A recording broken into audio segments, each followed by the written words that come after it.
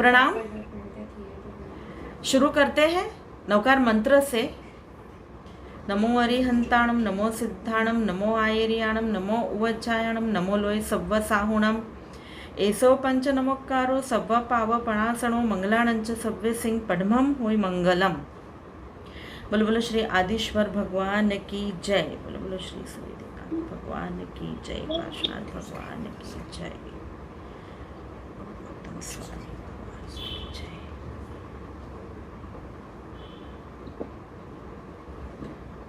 मैं जो भी बोलूँगी, जिन आज्ञा के विरुद्ध कुछ भी नहीं बोलूँगी।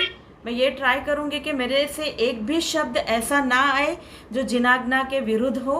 मैं सबसे एक विनंती करती हूँ कि ये वाला जो सेशन है ये सिर्फ एक आप ले है। जो मैंने स्टडी किया है वो उसको हम डीप में समझने की कोशिश करते हैं। आज का जो टॉपिक है आदिनाथ भगवान का टॉपिक, वो मैं थोड़ा सा अलग एंगल से हम बातें करेंगे। अभी फ़िलहाल तो थोड़ा हम मतलब मैं म्यूट रखूँगी सबको, और उसके बाद लास्ट 5 या 10 मिनट्स जो भी टाइम होगा मैं अनम्यूट कर दूँगी, सो दैट हम एक इंटरेक्शन कर सकते हैं।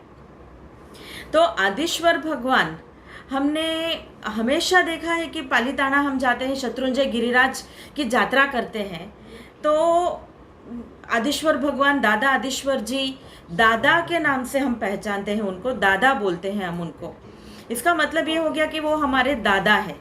तो वो दादा, हम सिर्फ भगवान है इसलिए हम दादा नहीं बोलते हैं, बट वो हमारे दादा के स्वरूप में है।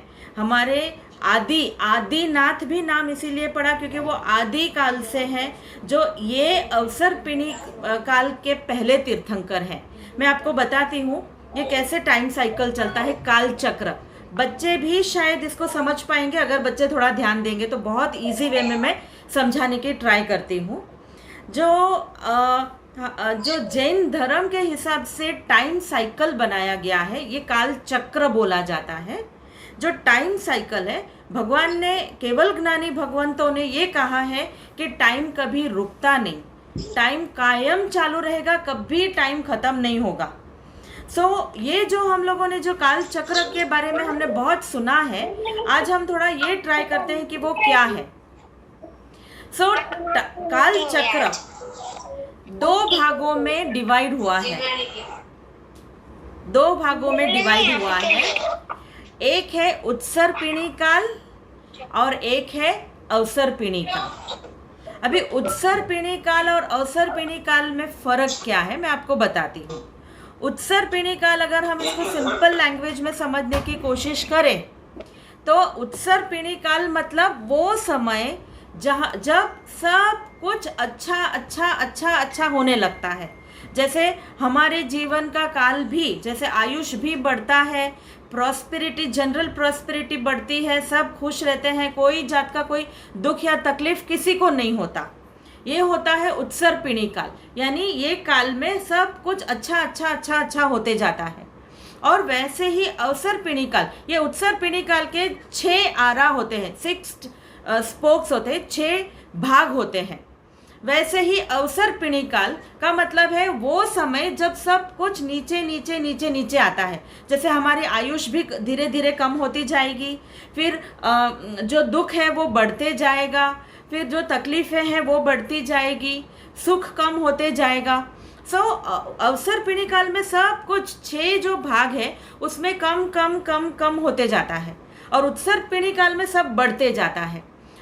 6 आरे उत्सर्पिणी काल के, मतलब असेंडिंग, सब कुछ बढ़ता है, और 6 आरे है नीचे के, मतलब अवसर्पिणी काल के, जिसमें सब कुछ घटता है, कम होता है। अभी हम जो जी रहे हैं ना वो अवसर्पिणी काल है, और अवसर्पिणी काल में भी इसका 5वां आरा चालू है, जिसको हम बोलते हैं 5वां आरा, या हिंदू धर्म में कलयुग बोला जाता है। यानी 5वें आरे में हम हैं। 6ठा आरा जब आएगा वो लास्ट आरा होगा, उसके बाद उत्सर्पिणी काल शुरू हो जाएगा। और जो हर एक उत्सर्पिणी काल और हर एक अवसर्पिणी काल में 24 तीर्थंकर होते हैं। तो अभी के जो है वो शुरुआत, अभी ये जो काल चक्र है 1 2 3 4 5 6, ये 6 काल चक्र में सबसे पहले है वो आदिनाथ दादा है। उनका पहला, मतलब वो पहले हमारे तीर्थंकर हुए और उन्होंने तीर्थ की स्थापना की। अभी हम ये समझेंगे, तीर्थ मतलब हम नॉर्मल जनरल बातें में हम समझते हैं कि जैसे पालिताना तीर्थ है या गिरनार तीर्थ है या शंखेश्वर तीर्थ है, वो तीर्थ है तो तीर्थ का स्थान है। तो एक्चुअल तीर्थ क्या है? जब कोई भी भगवंत को केवल ज्ञान होता है तभी वो देशना देते हैं। देशना मतलब व्याख्यान, और वो व्याख्यान में वो 4 मतलब साधु, साध्वी, श्रावक, श्राविका, ये 4 की स्थापना होती है। और वो जो स्थापना होती है इसके हम बोलते हैं तीर्थ की स्थापना की, यानी तीर्थ बनाया उन्होंने जिसमें साधु, साध्वी और श्रावक, श्राविका होते हैं। तो आदिनाथ भगवान को जब केवल ज्ञान हुआ तभी उन्होंने तीर्थ की स्थापना की। उसमें उन्होंने करीब करीब 5000 लोगों को उन्होंने दीक्षा दी जो साधु और साध्वी बने, और हमारे जैसे श्रावक, श्राविका भी बहुत सारे बने जो उनके पहली देशना में उन्होंने 5 महाव्रत के बारे में समझाया था। 5 महाव्रत के बारे में हम लोगों ने समझा, मतलब हमारे जैसे लोगों ने समझा, और हम लोग श्रावक और श्राविका बन गए।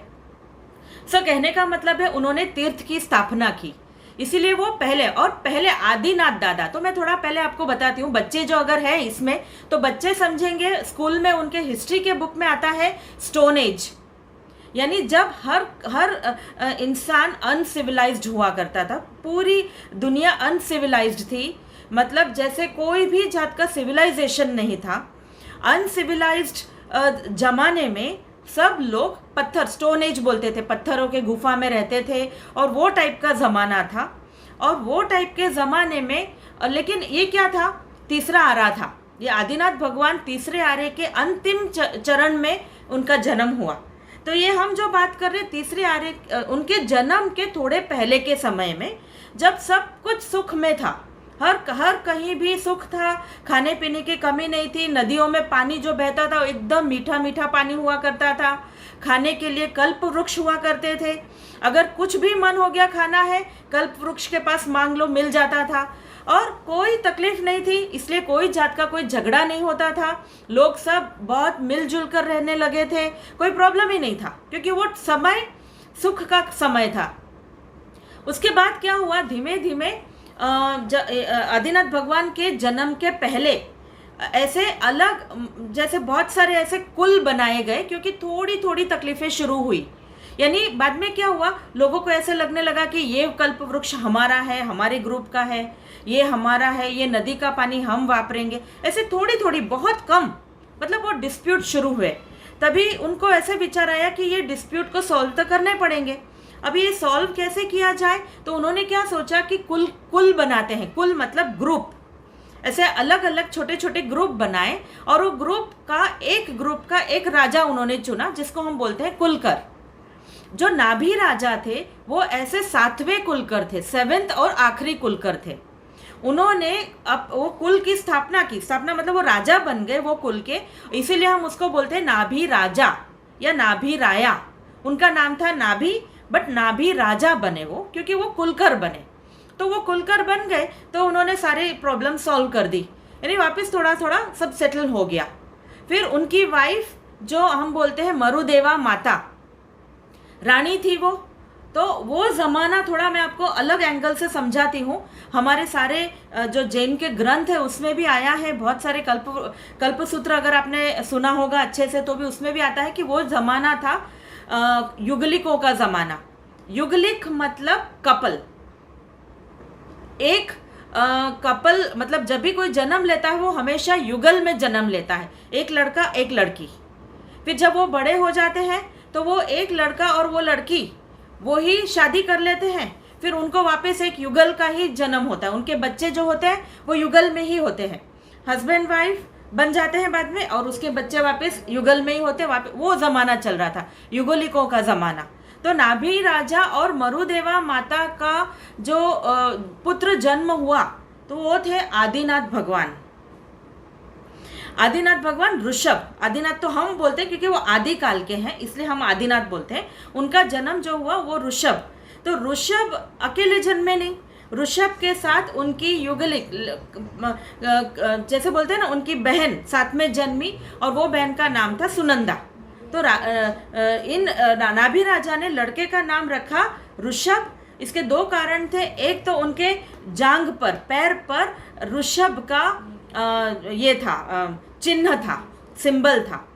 और मरुदेवा माता ने बोला कि ऋषभ, इनका नाम हम ऋषभ रखते हैं, मरुदेवा माँ का मन हो गया, तो उन्होंने बताया और ऐसे करके उनका नाम ऋषभ पड़ा। ऋषभ के साथ जो युगलिक ने जन्म लिया था वो लड़की सुनंदा। तो नाभि राजा के दो बच्चे हुए, युगलिक हुए, ऋषभ एंड सुनंदा। बड़े हो गए, जैसे वो बड़े हो गए वैसे वैसे फिर आगे चलकर जब मैच्योर हो गए उनकी शादी होनी थी, क्योंकि वही सिस्टम चल रहा था। बट नाभि राजा आदिनाथ भगवान का जब जन्म हुआ तब आदिनाथ भगवान तीसरे ज्ञान के साथ जन्मे थे। अभी हम ये सोचेंगे कि ये सब जो नए नए ट्रेडिशन शुरू हुए उनके समय पर वो कैसे हुए, तो बिकॉज आदिनाथ भगवान अवधि ज्ञान के साथ जन्मे थे, थोड़ा सा उनको अलग नॉलेज था बाकी लोगों से। तभी क्या हुआ, उनकी शादी का समय आ गया आदिनाथ भगवान का, और वो शादी जब वो करने लगे तभी उसके पहले ही, थोड़े समय पहले, एक युगलिक जिसमें एक लड़का और लड़की थी, बट वो लड़का जो युगलिक में वो जो मेल था उसका किसी कारण से एक्सीडेंटल डेथ हो गई उसकी। यानी जब वो मर गया तो ये जो सुमंगला, उनकी जो युगलिक पार्टनर थी, वो सुमंगला वो अकेली रह गई।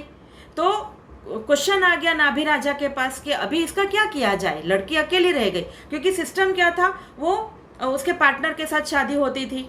तो अभी वो क्वेश्चन आ गया कि अभी हम कैसे करेंगे। तभी ऋषभ देव ने इसका सोल्यूशन निकाला और ऋषभ देव ने बोला मैं इनसे शादी करूंगा। तो ऋषभ देव ने दो लड़कियों से शादी की, एक सुनंदा जो उनकी पार्टनर थी और एक सुमंगला। तो उनकी दो रानियां हुई। यानी पहले बार इस अवसर पिणी काल में पहली बार उन्होंने शादी की परंपरा चालू की। शादी हुई उनकी, फिर आगे आगे चलकर उनके बच्चे हुए। तो बच्चे हुए तो उसमें जो सुनंदा थी, सुनंदा के 99 पुत्र हुए और एक लड़की हुई, जिसमें सबसे बड़े थे भरत महाराजा, भरत चक्रवर्ती जिसको हम बोलते हैं, भरत चक्रवर्ती, और एक लड़की जिसका नाम था ब्राह्मी, भरत और ब्राह्मी। और सुमंगला को एक कपल ही, जैसे युगलिक का कपल ही हुआ, बाहुबली और सुंदरी, यानी उनके 100 पुत्र और 2 लड़कियां हुई। तो वैसे उनका परिवार आगे चला, बहुत खुश, सब सेटल्ड है, कोई प्रॉब्लम नहीं है, कुछ किसी को तकलीफ नहीं है, क्योंकि ये राजा, नाभि राजा ने सारी जवाबदारी आदिनाथ भगवान को, ऋषभ देव को दे दी, और ऋषभ देव पूरे अच्छी तरह से सब संभाल रहे हैं, कोई प्रॉब्लम नहीं है।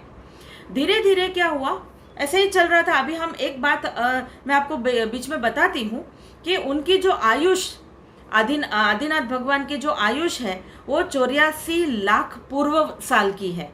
तो ये थोड़ा हम लोगों को साइंटिफिकली समझ में नहीं आता है। क्यों? क्योंकि कोई इंसान इतना कैसे जी सकता है। बट वो ज़माना ऐसा था, आदिनाथ भगवान का जब अगर हम कोई चैत्य वंदन पढ़ते हैं तो उसमें पता चलता है कि 500 धनुष की तो उनकी हाइट थी।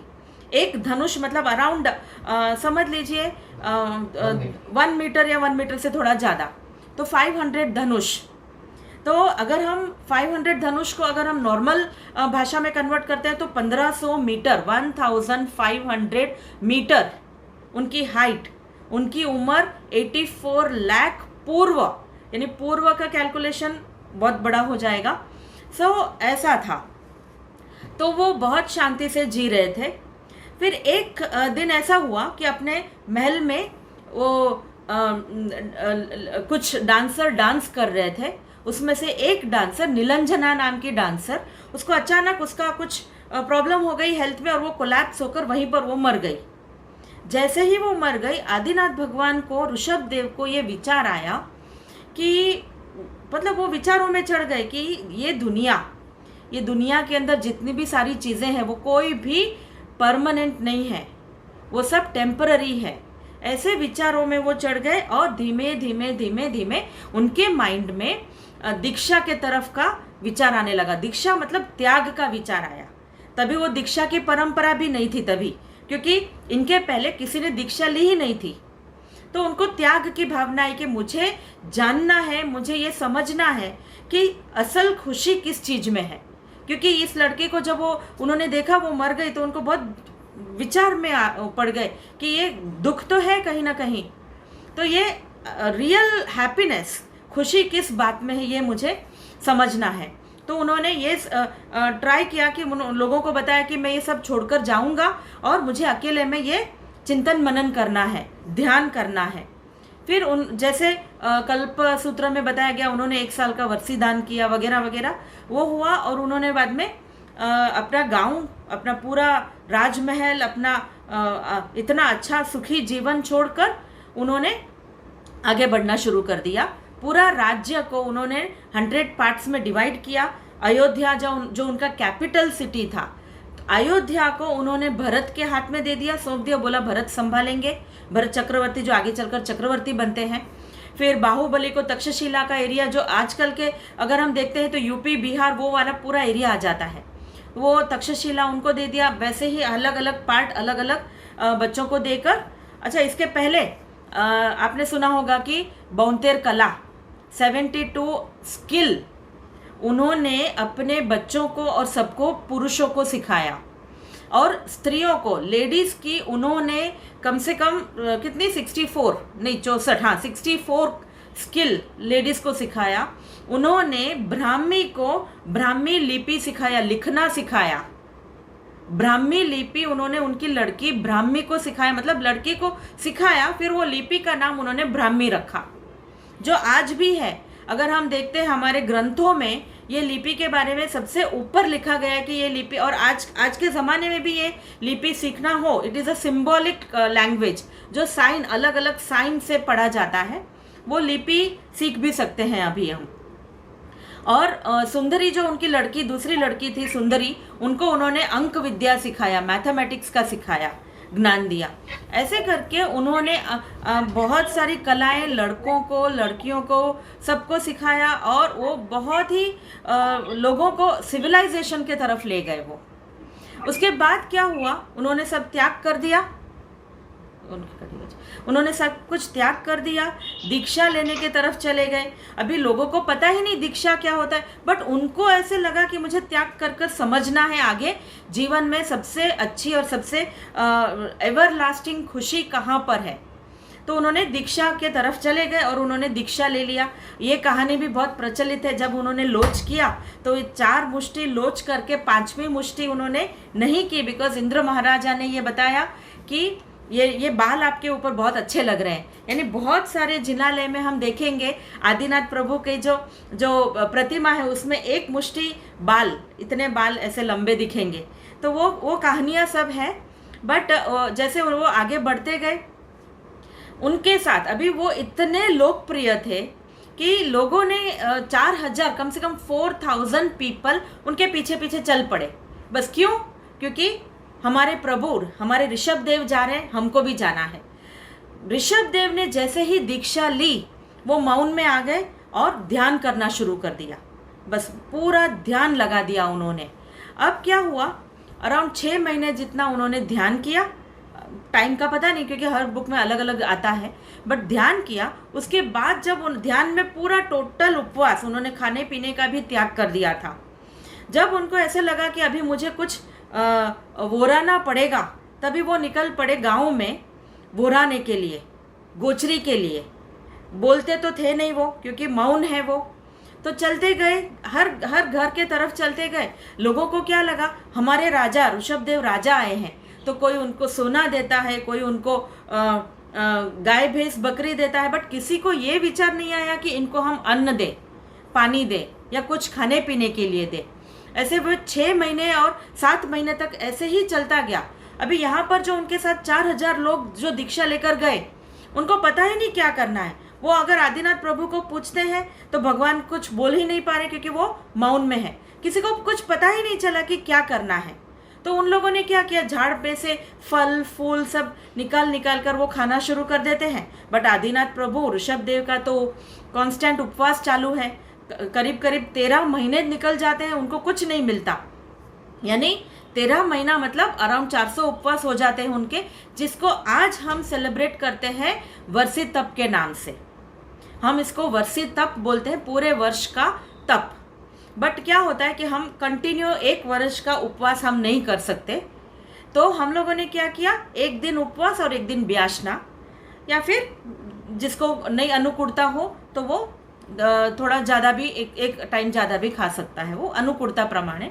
बट हम लोगों ने वो किया और ऐसे करते करते उनको अन्न तो मिला ही नहीं, सोने के हार मिलने लगे बट भगवान ने स्वीकारा नहीं, गाय भैंस बकरियां देने लगे बट भगवान ने स्वीकारा नहीं, बट उनको अन्न की ज़रूरत थी। वो चुपचाप समता से चलते गए, हस्तिनापुर की तरफ गए। हस्तिनापुर के राजा उस वक्त बाहुबली के लड़के सोमप्रभ थे। बाहुबली के एरिया में आता था वो, और बाहुबली का लड़का बेटा सोमप्रभ नाम का राजा था वहाँ पे, और उनका लड़का श्रेयांश कुमार जिन्होंने आदिनाथ भगवान का पारणा करवाया, यानी आदिनाथ प्रभु के परपुत्र, ग्रेट ग्रैंडसन, परपौत्र श्रेयांश कुमार। ये उन्होंने देखा कि कोई ऐसे महान व्यक्ति आ रहे हैं, तभी उनको खुद को जाति स्मरण ज्ञान हुआ। उनको ऐसे फील हुआ कि मतलब पूर्व जन्म का सब कुछ याद आ गया, और उनको लगा कि मुझे इनको कुछ खाने के लिए पीने के लिए देना चाहिए। तभी उनके फटाफट वो अपने खेतर में जाते हैं और 108 घड़ा भरकर शुगर केन जूस, गन्ने का जूस ले आते हैं और भगवान को ऐसे देते हैं। उनका वो भी प्रतिमा जी बहुत फेमस है, श्रेयांश कुमार वो रहते हैं। और भगवान ने क्या किया, अपने करपात्र में, हाथों में उन्होंने शुगर केन जूस ग्रहण किया और उनका पारणा हुआ। और वो दिन था अखा त्रीज का दिन, यानी अक्षय तृतीय। यानी वो दिन इतना शुभ माना जाता है इवन हिंदू धर्म में भी, कि पूरे दिन का मुहूर्त बहुत अच्छा होता है। और क्यों हमारे लिए अच्छा है, बिकॉज आदिनाथ प्रभु ने उस दिन पारणा किया।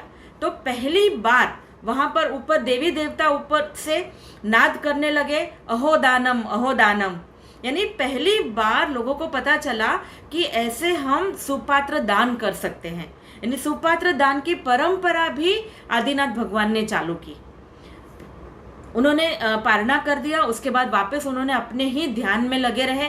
बहुत सालों तक ऐसे ही तपस्या करते रहे, ध्यान करते रहे, बहुत सारी चीज़ें उनको पता चली।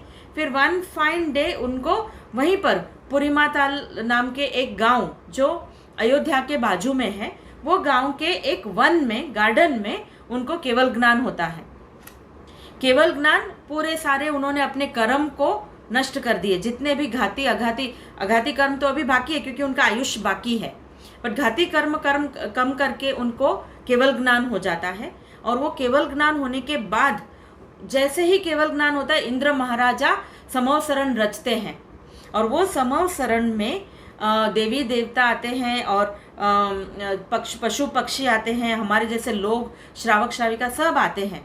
और मरुदेवा माता जो अब तक बहुत दुख में थी, उनको बहुत फील हो रहा था कि मेरा लड़का कैसे रहता होगा, मेरे लड़के को कितनी दुख सहन करनी पड़ती होगी, वो तो राजा है, फिर वो नंगे पैर चलता है, मेरा लड़का धूप में बैठता है, मेरा लड़का तपस्या करता है। उनको बहुत दुख हो रहा था क्योंकि इसके पहले कभी किसी ने दीक्षा ली नहीं थी। वो बहुत रोते थे मरुदेवा माता। फिर जब उनको केवल ज्ञान हुआ, भरत चक्रवर्ती ने क्या किया, मरुदेवा माता को, जो उनकी दादी लगती है, वो मरुदेवा माता को आदिनाथ प्रभु ऋषभदेव भगवान के दर्शन के लिए ले जाते हैं हाथी पर।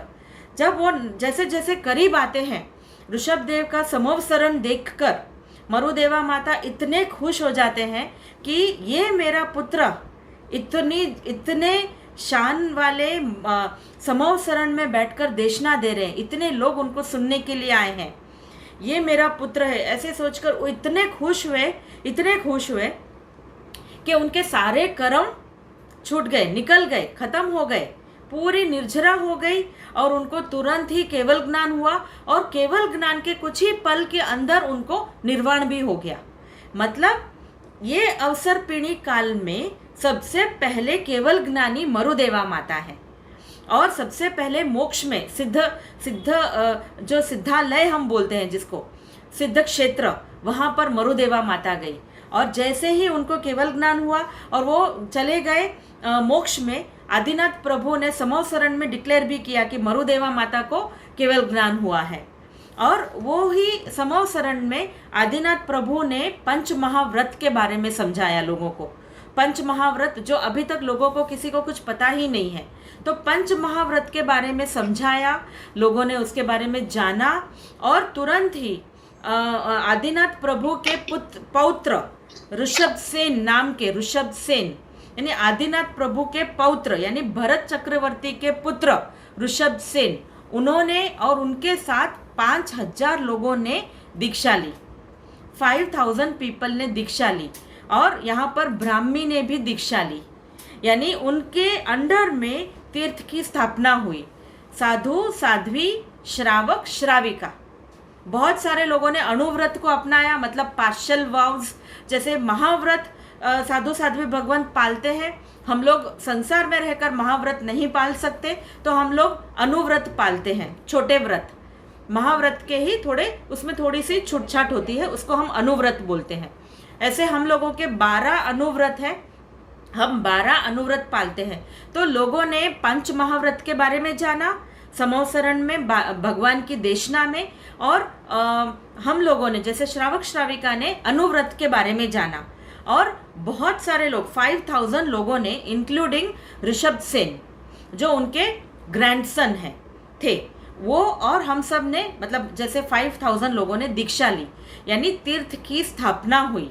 यानी ये अवसर पीढ़ी काल में पहली बार लोगों ने दीक्षा ली आदिनाथ प्रभु के चरण में, एंड बहुत सारे लोग ने, हमारे जैसे लोगों ने अनुव्रत अपनाकर श्रावक श्राविका बने, यानी तीर्थ की स्थापना हुई। यानी तीर्थ की स्थापना मतलब श्रावक श्राविका साधु साध्वी, ऐसे करके इसीलिए हम उनको तीर्थंकर पद देते हैं। मतलब उनको तीर्थंकर पद की देवी देवताओं ने उनको तीर्थंकर पद उनको स्थापना की, यानी दैट मीन्स ही बिकेम तीर्थंकर, फर्स्ट तीर्थंकर, यानी पहले आदि काल में है, इसीलिए हम उनको आदिनाथ भगवान भी बोलते हैं। और उनका नाम ऋषभ देव।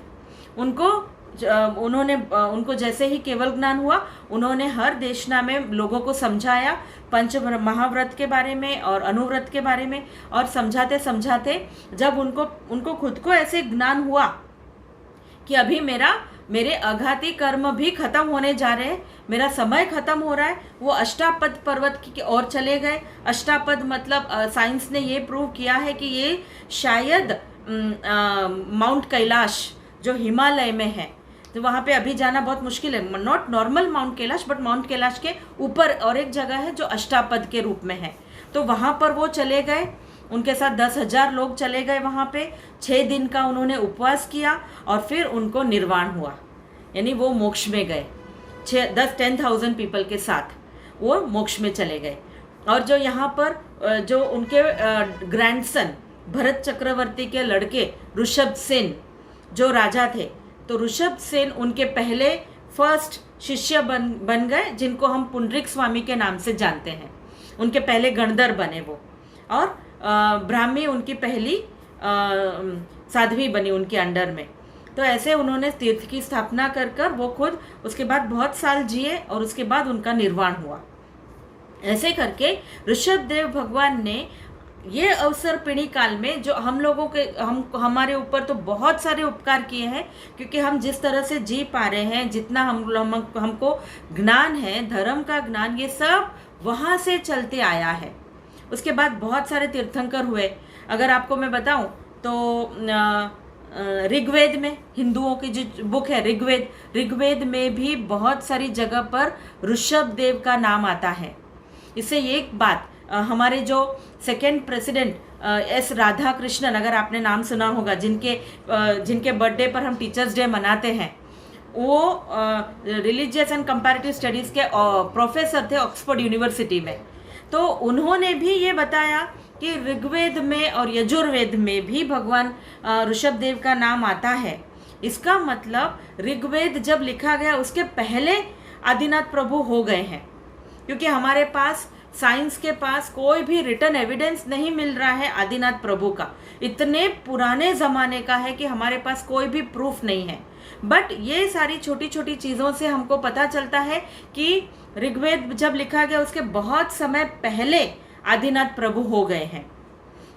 यजुर्वेद में तो 3 तीर्थंकर के नाम भी आते हैं, आदिनाथ प्रभु, अजितनाथ भगवान सेकेंड तीर्थंकर, एंड अरिष्टनेमी यानी नेमनाथ भगवान। ये तीनों के नाम बहुत ही डिटेल में दिए गए हैं यजुर्वेद में। तो ऐसे अलग अलग जगह पर आदिनाथ प्रभु के एविडेंसेस मिले हैं, और इससे हमको पता चलता है कि बहुत पुराने ज़माने का ये ज़माने के समय का है ये, तभी आदिनाथ प्रभु हो गए हैं।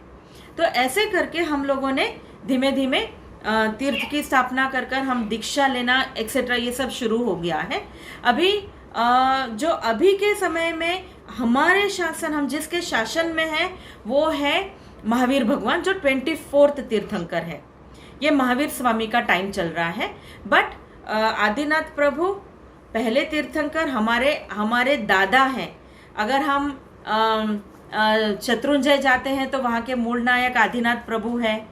फिर अगर हम राणकपुर जाते हैं तो राणकपुर में भी मूल नायक आदिनाथ प्रभु है। तो बहुत सारी जगह पर आदिनाथ प्रभु का आज भी इतना ही इन्फ्लुएंस है जितना पार्श्वनाथ भगवान का है, नेमिनाथ भगवान का है, या मुनिसुरत स्वामी का है। इन सब का जितना इन्फ्लुएंस है, जितना हम जितना उनके ऊपर श्रद्धा रखते हैं, नो डाउट सारे तीर्थंकर एक जैसे हैं, बट आदिनाथ प्रभु हमारे इस अवसर पिणी काल के पहले तीर्थंकर है, इसलिए हमने उनको बहुत ज़्यादा हमको हमारे ऊपर उनके उपकार है। सो ऐसे करके आदिनाथ प्रभु की आई थिंक आदिनाथ प्रभु को केवल ज्ञान और उसके बाद निर्वाण कब हुआ? निर्वाण कब हुआ? तीसरे आर्य के आखिर के 3 years and 8.5 महीने बाकी थे, तभी उनको निर्वाण हुआ। मतलब आदिनाथ प्रभु तभी हो गए। उसके बाद चौथा आर्य आया, चौथे आर्य में सारे तीर्थंकर हुए अलग अलग, 2nd, 3rd, 4th, 5th etcetera. ऐसे करके हम लोग आगे बढ़े हैं। अभी आई थिंक आपको एक बात बताऊं, देयर इज अ इंटरेस्टिंग बात। खजुराहो में भी जैन मंदिर है, और जैन मंदिर में मूल नायक है आदिनाथ प्रभु खजुराहो में। एंड उसके अलावा अगर आपने देखा होगा तो और एक बहुत ही पॉपुलर देरासर है आदिनाथ प्रभु का, जो उदयपुर के पास आता है, ऋषभ देव नाम है, या लोग इसको ऋषभ देव भी बोलते हैं, वो गांव का नाम।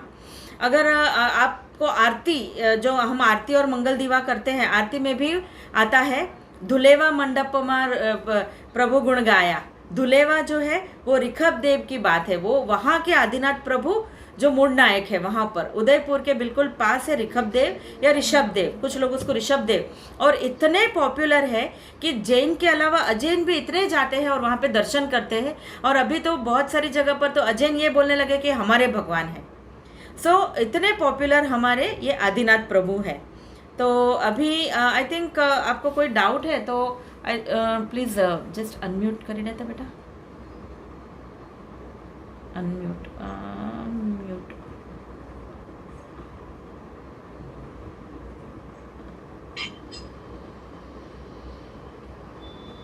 ना अनम्यूट नहीं थे आना, तो वो लोग को म्यूट क्या हुआ है? आप लोग अनम्यूट कर सकते हैं। अगर किसी को कुछ पूछना है या अगर ऐसा कुछ जानना हो तो आप लोग अनम्यूट कर सकते हैं, बट यहाँ से अनम्यूट नहीं हो रहा है। Ask all to unmute, yes yes.